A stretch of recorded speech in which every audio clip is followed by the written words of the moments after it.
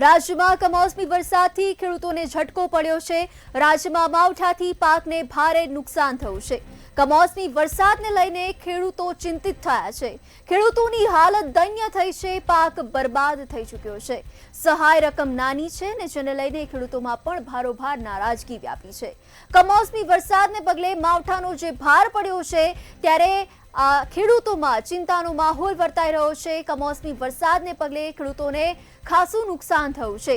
માવઠાના મારથી ખેતરો ખાલીખમ થઈ ચૂક્યા છે। ખેડૂતોને વ્યાપક નુકસાન થયું છે। ખેડૂતોને રાહત નહીં માત્ર જાહેરાતો છે તેવું જનતાએ જણાવ્યું। મોસમના મારથી ખેડૂત રડી પડ્યો છે। જગતનો તાત કે જે હવે ચિંતામાં મુકાયો છે। સહાયની રકમ ખૂબ જ નાની છે જેને લઈને ખેડૂતોમાં પણ ભારોભાર અસંતોષ વર્તાયો છે। વીઘા દીઠ વધુ સહાયની ખેડૂતો પણ માંગ કરી રહ્યા છે। સરકાર ખેડૂતોને સહાય કરે તેવું ખેડૂતો કહી રહ્યા છે।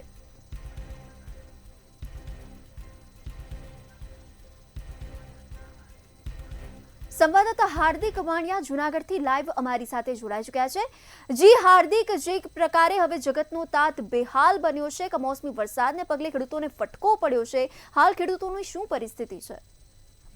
જી બિલકુલ થી વાત કરવામાં આવે તો જે સૌરાષ્ટ્ર પંથકમાં ભર શિયાળે છે તે ચોમાસા જેવો માહોલ સર્જાયો હતો, જેના કારણે છે તે ખેડૂતોના ઉભા પાકને છે તે વ્યાપક પ્રમાણમાં નુકસાન છે તે ભોગવવું પડ્યું હતું। હાલ આપણે વાત કરીએ તો રાજ્યના જે ખેડૂતો છે તે ક્યાંક ને ક્યાંક હાલ તો છે તે દયનીય પરિસ્થિતિ વચ્ચે છે તે જીવી રહ્યા છે અને સરકાર દ્વારા છે તે 10,000 કરોડના રાહત પેકેજની જાહેરાત કરવામાં આવી છે, પરંતુ હાલ સુધી ખેડૂતોને છે તે સહાય છે તે હાથે ન લાગી હોય તેવું ખેડૂતો જણાવી રહ્યા છે। ખેડૂતો ક્યાંક ને ક્યાંક વીઘા દીઠ છે તે વધુ સહાય છે તે સરકાર તરફથી ચૂકવવામાં આવે તેવી પણ માંગ કરી રહ્યા છે। મહત્વનું કહી શકાય કે જૂનાગઢ જિલ્લામાં જે મગફળી, સોયાબીન સહિતના પાકો છે તેમાં વ્યાપક નુકસાની થઈ હતી અને ખેડૂતો છે તે રાતા પાણીએ રોવાનો છે તે ખેડૂતોનો વારો આવ્યો હતો। ત્યારે માણાવદર મત વિસ્તારના ધારાસભ્ય છે તેમની સામે પણ ખેડૂતોએ ક્યાંક ને ક્યાંક આક્ષેપ કર્યા હતા। વિસ્તારની મુલાકાત છે તે સત્તા પક્ષના ધારાસભ્ય ન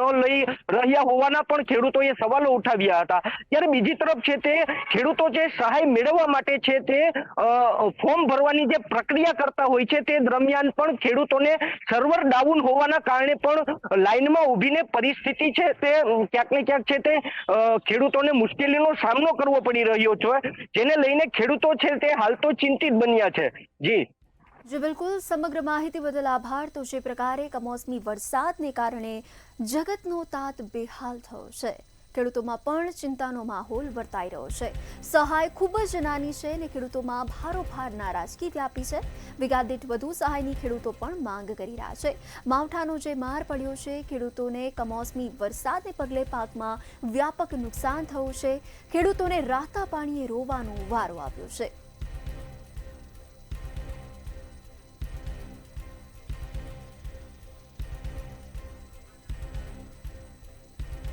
સંવાદદાતા રમેશ પટેલ અમારી સાથે જોડાઈ ચૂક્યા છે।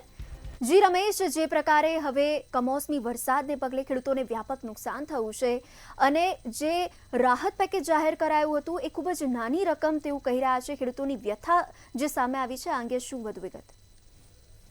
જી ચોક્કસથી વાત કરવામાં આવે જે પ્રકારે બનાસકાંઠા જિલ્લામાં ખેડૂતો જે છે તે ખેડૂતોના પાક નિષ્ફળ ગયા હતા, કારણ કે વાવ થરાદ હોય કે બનાસકાંઠા જિલ્લો હોય, જે વરસાદ પડ્યો હતો ને વરસાદમાં મગફળી સહિતના જે પાકો હતા તે પાણીમાં ગરકાવ થયા હતા અને સંપૂર્ણપણે નષ્ટ થયા હતા। ત્યારે સરકાર દ્વારા જે રાહત પેકેજ શરૂ કરવામાં આવ્યું હતું, પરંતુ સરકારે જે રાહત પેકેજ શરૂ કર્યા બાદ જે ફોર્મ ભરવાની પ્રક્રિયા છે તેમાં ક્યાંક ને ક્યાંક સર્વર ડાઉનના પ્રશ્નો આવતા હતા। તો બીજી બાજુ જે બનાસકાંઠાના ખેડૂતો છે તે મોટા ભાગના જે વિસ્તારો છે ત્યાં સંયુક્ત જમીન છે, એટલે કે આ જે ખેડૂતો છે તેમને ભારે સમસ્યાનો સામનો અત્યારે તો કરવો પડી રહ્યો છે। આપણી સાથે બનાસકાંઠાના ખેડૂતો જોડાયા છે, વાત કરીશું આપણે તેમની સાથે।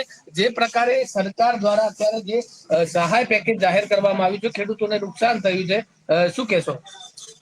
એક તો અમારે સંયુક્ત જમીનો છે, એટલે એક ભાઈ મુંબઈ બેઠો હોય, હીરાગસ્તો હોય કે એમ હોય, અને એક ભાઈ ઘેર હોય। હવે આ રાહતના જે ફોર્મ ભરવાનું હોય એમાં જે બીજા ભાઈની સહી ના મળે તો આ ભાઈનું ફોર્મ ભરાય ના। બીજું કે ફાર્મર રજીસ્ટ્રી કરી તો એક ખાતામાં 10 ખેડૂતોની ફાર્મર રજીસ્ટ્રી થઈ તો એ 10 ખેડૂતો ફાર્મર છે એ તો સરકારે નક્કી કર્યું તો પછી લાભ બી બધા 10 ખેડૂતોને મળવા જોઈએ ને. એટલે ઓના વિશે બી સરકારે વિચારવું જોઈએ ને. બીજું કે મગફળીની ખરીદી સરકાર એક તો 1.5 મહિનાથી ખેડૂતોના ઘરમાં મગફળીઓ પડી હતી. હજી હવે સરકારે ખરીદી કરી છે. હવે 1 મહિને કે 1.5 મહિને એના પેમેન્ટો આવશે. આ રાહત પેકેજો રહ્યા એના મહિને 1.5 મહિને 2 મહિને પેમેન્ટો આવશે. તો ત્યાર સુધી આ જે એગ્રોમાંથી ખાતર બિયારણ લાયા હે, પછી ડીઝલો ભરાયા હે, કોઈ ઊંચી પાછીના ખર્ચા કર્યા છે, કોઈ ટ્રેક્ટરોનો બિલ બાકી છે, એ બધા ચૂકવવા કેવી રીતે ખેડૂતોને? તો સરકાર જે બી યોજના લાગુ કરે તો એને 10-15 દિવસની અંદર પૂરી બી કરવાની જવાબદારી સરકાર ઉપાડે અને વધારે ખેડૂતોને હેરાન ના થવું પડે એવી કંઈક વ્યવસ્થા સરકાર કરે. ચોક્કસથી જે પ્રકારે ખેડૂતો કહી રહ્યા છે કે સરકાર દ્વારા પોલિસી બનાવવામાં આવે ને ખેડૂતોને રાહત પણ મળી શકે. આપણી સાથે અન્ય પણ એક ખેડૂત છે, વાત કરીશું તેમની સાથે.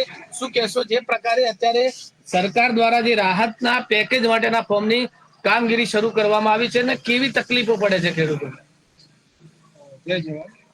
સરકારે અત્યારે બહુ ગંભીરતાથી વિચારીને ખેડૂતોને રાહત પેકેજ આપ્યું છે. એટલે ગંભીરતાથી વિચાર છે એનો મતલબ એમ કે સરકાર અને ખેડૂતો વચ્ચે જે મુદ્દો છે રાહત પેકેજનો, એ ખરેખર સત્ય છે. હવે સરકારને જો ખરેખર ખેડૂતોને હેરાનગતિ ના કરવી હોય અને ખેડૂતોને ખરેખર રાહત પહોંચાડી જ હોય તો એની નીતિ અને એની પોલિસી પહેલા બનાવેલી હોવી જોઈએ અને બહુ સરળ હોવી જોઈએ કે દરેક ખેડૂત એનાથી લાભાન્વિત થાય. પરંતુ સરકાર અને એના અધિકારીઓ કોઈ ચોક્કસ પોલિસી વગર પોલિસીને બજારમાં મૂકી દે છે, મતલબ કે એને અનુકરણ કરવા માટે મૂકી દે છે. ત્યારે અહીંયા અમારા બનાસકાંઠાની અંદર 60-70% વિસ્તારોમાં બ્લોક વિભાજન થતું નથી, સંયુક્ત ખાતેદારી ચાલતી હોય છે. તે સમયે એની અંદર દીકરીઓ, એની વિધવા બહેનો એના અંદર દાખલ થયેલી હોય, દરેક વ્યક્તિઓ ક્યાંક સર્વિસ કરતી હોય, બહેનો દીકરીઓ ક્યાંક સાસરે ગઈ હોય, એ બહાર રહેતી હોય. હવે એમની દરેકને ફરજિયાત સિગ્નેચર કરવા માટે ગ્રામ પંચાયત કક્ષાએ બોલાવવામાં આવે છે. એના કારણે 50%થી વધુ સર્વે નંબર રહી જાય છે. તો શું 50%થી વધુ લોકોને સહાયની જરૂર નહીં હોય? દરેક ખેડૂતને અત્યારે સહાયની જરૂર છે. છતાં સરકારને ખબર છે કે આ જે અરજીઓ નથી થતી, જે નંબરોની, જે ખાતા નંબરોની, તો સરકાર ફરીથી તપાસ કરાવે પાછળથી રહી ગયા પછી કે ભાઈ તમારે ખરેખર જરૂર નથી કે કોઈ પ્રોબ્લેમ હતો. જો પ્રોબ્લેમ હોય તો સરકાર એનું સમાધાન કરે. વત્તા નંબર 2 કે સરકારના પ્રથમ કક્ષાના પ્રતિનિધિ એના ધારાસભ્યો કહેવામાં આવે છે. તો જ્યારે ઇલેક્શન હોય ત્યારે ધારાસભ્ય એક ગામમાં સવારને સાંજ 2 વાર ઓટા મારે છે. તો અત્યારે જ્યારે ખરેખર ખેડૂતોને એના બેઝિક લેવલે જરૂર છે ત્યારે ધારાસભ્ય છેલ્લા 6 મહિનાથી લાગતું નથી કે ગામમાં એક ઓટો મારવા આવ્યા હોય. કારણ કે ખેડૂત પાસે સમસ્યા છે તો એનું સમાધાન પણ ખેડૂત જ બતાવશે કે અમારે સમસ્યાનું સમાધાન આવી રીતે થઈ શકે તમારી અંદર. પરંતુ કોઈને અત્યારે બેઝિક લેવલે પોલિસીને અમલ કરવા માટે જે ચિંતન છે એ બધી સરકારે પોતાને ચૂંટણી જીતવા માટે વાપરી નહોતી છે. કારણ કે પોલિસીનો અમલ કરવા માટે મને નથી લાગતું કે 5% બુદ્ધિનો ઉપયોગ અધિકારીઓ અને સરકાર કરતી હોય. બાકી એકદમ ઈઝી વસ્તુ છે. સરકારને ભાવાંતર યોજના દાખલ કરે, સરકાર દરેક ખેડૂતનો એડવાન્સ ડેટા તૈયાર રાખે કે ક્યારે એને શું આપવું, એને કેટલું ખાતર જોઈશે, એનું કેટલું બિયારણ જોઈશે. એ પ્રમાણે સરકાર કેમ નથી કરી શકતી? દરેક પ્રાઇવેટ કંપની કરી શકતી હોય, દરેક કર્મચારીઓના એસોસિએશન કરી શકતા હોય, તો શું સરકાર, આવડી મોટી સરકાર, આટલું એનું જાયન્ટ અર્થવ્યવસ્થા, એની આટલી જાયન્ટ વ્યવસ્થા તંત્રમાં કશું ખેડૂતો માટે કરી શકે? ક્યાંક સરકાર થાપ કરી રહી છે. મને લાગે છે કે આજથી 30-32 વર્ષ પહેલા જ્યારે ખેડૂતોના મુદ્દા ઉપર જ કોંગ્રેસ સરકાર આજ દાડે સુધી રિપીટ થઈ નથી અને એ જ બેઝિક પર, એ જ રસ્તા ઉપર અને એ જ સ્થિતિમાં આજે ફરી આ વર્તમાન સરકાર અટવાયેલી છે. એને રસ્તો છડતો નથી. ક્યાંક તો એ જાણી બુદ્ધિને અટવાઈ રહી છે અથવા એના અધિકારીઓ ચોક્કસ એમનું ભરણ પોષણ પૂરું ન થતું હોય એના માટે એ લોકો પોલિસીને અટવાવતા હોય અને એના કારણે સરકાર અટવાતી હોય અને ખેડૂતો અને સરકાર વચ્ચે દુશ્મનાવટ ઊભી થતી હોય. પરંતુ મારું માનવું છે કે સરકારને ખરેખર ફિલ્ડમાં ઉતરી જવું જોઈએ. એના જે કાર્યકરો છે, એના ધારાસભ્યો છે, એના જિલ્લા તાલુકાના ડેલિગેટ છે, એ લઈને ફિલ્ડમાં ઉતરે અને સમસ્યાનું સમાધાન ફિલ્ડમાં જ છે. ફિલ્ડમાં એટલે બેઝિક લેવલે ગામડાની અંદર ખેડૂતોની તકલીફ હોય, સમાધાન એમના પાસે જ છે અને એમના સૂચનોનો જ અમલ કરવામાં આવે તો સરકારને જસ મળે એમ છે અને સામે ખેડૂતોને હેરાનગતિ ઓછી થાય એમ છે. ચોક્કસથી જે પ્રકારે ખેડૂતો કહી રહ્યા છે કે હવે સરકારના જે પ્રતિનિધિઓ છે તે પ્રતિનિધિઓ ગ્રાઉન્ડ લેવલે આવે, ખેડૂતો સાથે બેઠક કરે, ખેડૂતોની સમસ્યા સાંભળે તો સમાધાન પણ ખેડૂતો પાસે જ છે. એટલે કે સરકારમાં જે પ્રકારે અત્યારની નીતિ છે તે નીતિને લઈ અને બનાસકાંઠાના જે ખેડૂતો છે તે ખેડૂતોમાં ભારોભાર રોષ જોવા મળી રહ્યો છે. જી બિલકુલ, સમગ્ર માહિતી બદલ આભાર. ખેડૂતોમાં પણ ભારોભાર જે વ્યથા જોવા મળી રહી છે, ત્યારે માવઠાના મારથી ખેતરો પણ ખાલીખમ થઈ ચૂક્યા છે. કમોસમી વરસાદને પગલે ખેડૂતોને રાહત નહીં પરંતુ માત્ર ને માત્ર જાહેરાતો છે તેવું પણ જનતા જણાવી રહી છે. બનાસકાંઠાના ખેડૂતોના અવાજમાં પણ ક્યાંક ને ક્યાંક વ્યથા છે. સરકારને પણ અનેક સવાલો પૂછી રહ્યા છે, ત્યારે ખેડૂતોની જે આ માંગણી છે તે માંગણીને પૂરી કરવામાં આવે તેવું પણ કહી રહ્યા છે. જે રાહત પેકેજ જાહેર કરવામાં આવ્યું છે એ રાહત પેકેજથી પણ ખેડૂતોમાં અસંતોષ વર્તાઈ રહ્યો છે. આ વીઘા દીઠ જે રાહત પેકેજ જે જાહેર કરવામાં આવ્યું છે તેને લઈને પણ ખેડૂતોમાં નારાજગી ભારોભાર વ્યાપી છે. ખેડૂતોની જે સમસ્યા છે તેનું ત્વરિતપણે સમાધાન આવે તેવું પણ ખેડૂતો કહી રહ્યા છે.